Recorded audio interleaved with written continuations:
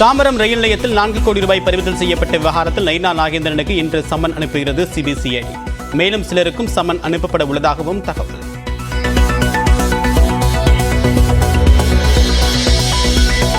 உதகை மற்றும் கொடைக்கானலுக்கு இ-பாஸுக்கான வழிகாட்டு நடைமுறைகள் ஓரிரு நாட்களில் வெளியிடப்படும் என்று தமிழ்நாடு அரசு தகவல். இணையதள முகவரியை வெளியிடவும் திட்டம். மாணவிகளை தவறாக வழிநடத்திய பேராசிரியை நிர்மலா தேவிக்கான தண்டனை இன்று அறிவிப்பு. குற்றவாளி என்று நேற்று தீர்ப்பு கூறிய நிலையில் தண்டனையை அறிவிக்க உள்ளது ஸ்ரீவில்லிபுத்தூர் நீதிமன்றம்.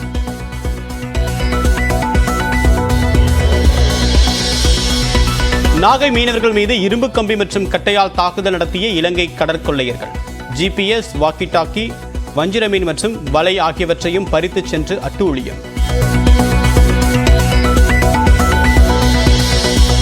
இன்றும் நாளையும் வட தமிழக உள் மாவட்டங்களில் 4 டிகிரி செல்சியஸ் வெப்பம் அதிகரிக்க வாய்ப்பு. நாளை மறுநாள் முதல் வெப்ப அலை வீசக்கூடும் என்று வானிலை மையம் எச்சரிக்கை.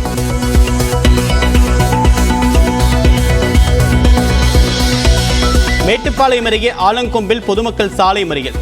முறையாக குடிநீர் விநியோகிக்க கோரி போராட்டம்.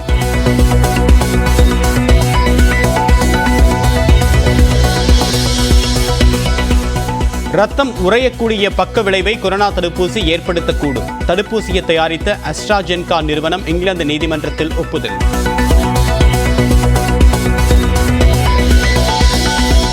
பாஜகவில் இணைந்தவர்கள் மீதான அமலாக்கத்துறை வழக்கு எதுவும் ரத்தாகவில்லை. காங்கிரஸ், திமுக உள்ளிட்ட எதிர்க்கட்சிகளின் குற்றச்சாட்டிற்கு நியூஸ் 18 நேர்காணலில் பிரதமர் நரேந்திர மோடி விளக்கம்.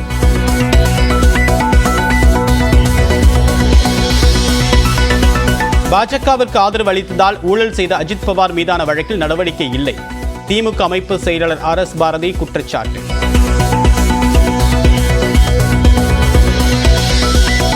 கன்னியாகுமரி மாவட்டத்தில் பரவலாக பெய்த கோடை மழை. மதுரை மாநகரிலும் லேசான சாரல்.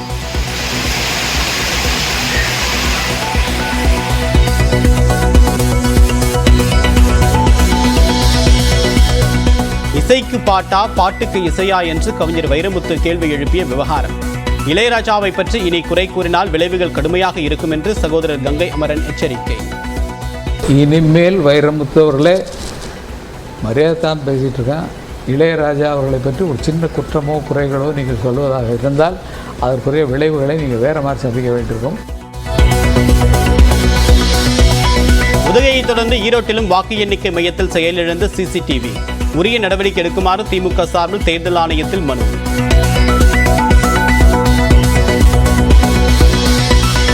ஆபாச வீடியோ விவகாரத்தில் மதசார்பற்ற ஜனதா தள MP பிரஜ்வால் ரேவண்ணா மீது வழக்கு பதிவு. கட்சியிலிருந்து இன்று சஸ்பெண்ட் செய்யப்படுகிறார்.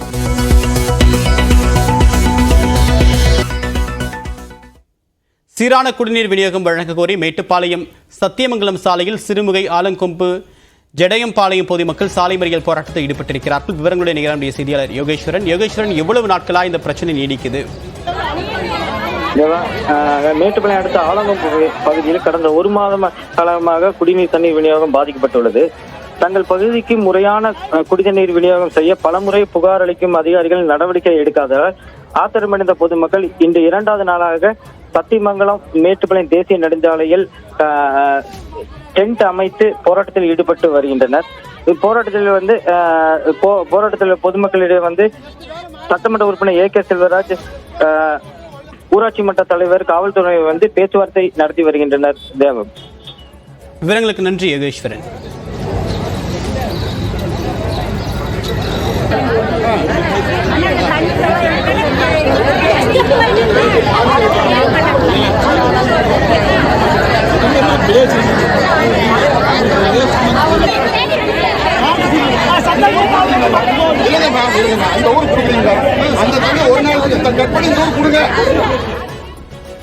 மன்னார்குடி அரசு மருத்துவமனையில் கஞ்சா போதையில் வந்த ஒருவர் அங்குள்ள பொருட்களை அடித்து நொறுக்கினார். விவரங்களை நிகழ்ச்சிய செய்தியாளர் ராஜசேகர். விவரம் என்ன?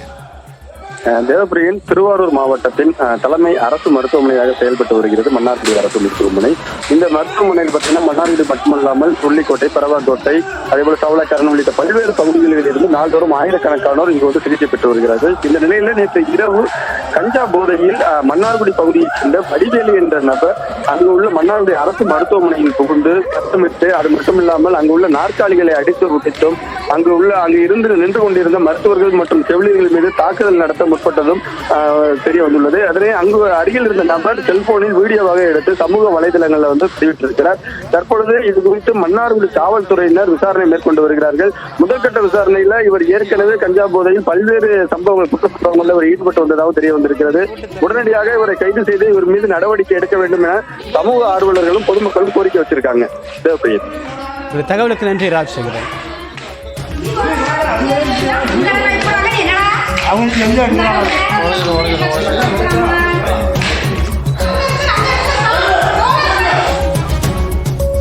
இங்கிலாந்தை சேர்ந்த அஸ்ட்ராஜெனிகா நிறுவனம் தயாரித்த கொரோனா தடுப்பூசி பக்க விளைவுகளை ஏற்படுத்த வாய்ப்பிருப்பதாக ஒப்புக்கொண்டுள்ளது.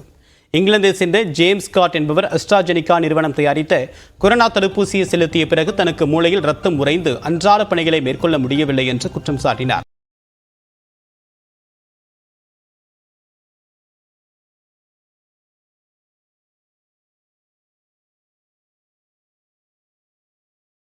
நிறுவனம் பாதித்தது. இந்நிலையில் அஸ்ட்ராஜெனிகா நிறுவனம் தற்போது தாக்கல் செய்திருக்கூடிய அறிக்கையில் தடுப்பூசி செலுத்தியவர்களுக்கு அரிதிலும் அரிதாக ரத்தம் உறைய வாய்ப்பு இருப்பதை ஒப்புக்கொண்டுள்ளது. இங்கிலாந்தில் மற்றும் அஸ்ட்ராஜெனிகா நிறுவனம் தயாரித்த தடுப்பூசியால் பாதிக்கப்பட்டிருப்பதாக 51 வழக்கில் நீதிமன்றத்தில் நிலுவையில் உள்ளன. இந்தியாவின் சீரம் நிறுவனம் அஸ்ட்ராஜெனிகாவுடன் இணைந்து தயாரித்த கோவிஷீல்டு கொரோனா தடுப்பூசியை இந்தியாவில் பலர் செலுத்திக் கொண்டதும் குறிப்பிடத்தக்கது.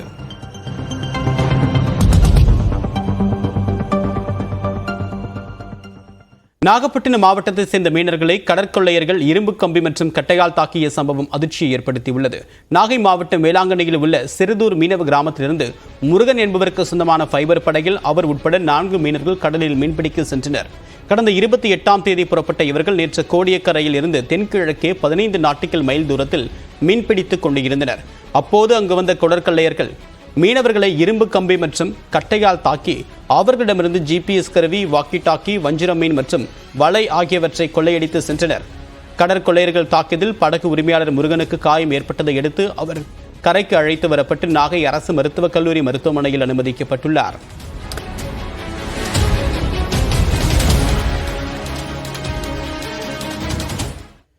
உதகை, கொடைக்கானலுக்கு சுற்றுலா செல்லக்கூடிய பயணிகளுக்கு இ-பாஸ் வழங்குவதற்கான வழிகாட்டு நெறிமுறைகளை தமிழ்நாடு அரசு ஓரிரு நாட்களில் வெளியிடும் என்று தகவல் வெளியாகியுள்ளது. சுற்றுச்சூழலை பாதுகாக்கக்கூடிய வகையில் உதகை, கொடைக்கானல் செல்லக்கூடிய சுற்றுலா பயணிகளுக்கு மே 7ஆம் தேதி முதல் ஜூன் 30ஆம் தேதி வரை இ-பாஸ் வழங்கக்கூடிய நடைமுறையை அமல்படுத்த வேண்டும் என்று சென்னை உயர்நீதிமன்றம் நேற்று உத்தரவு பிறப்பித்தது. இதையடுத்து சுற்றுலா பயணிகளுக்கு இ-பாஸ் வழங்கக்கூடிய நடைமுறையை செயல்படுத்த தமிழ்நாடு அரசு முடிவு செய்துள்ளது.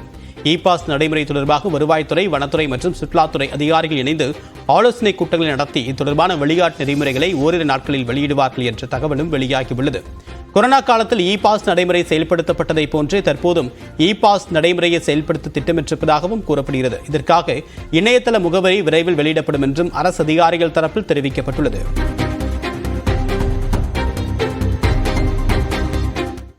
ஊட்டியில் கடந்த 73 ஆண்டுகளில் இல்லாத வெப்பம் பதிவாகியுள்ளது. வரலாறு காணாத வெப்பநிலைக்கு என்ன காரணம் என்பதை விளக்குகிறது இந்த சிறப்பு தொகுப்பு.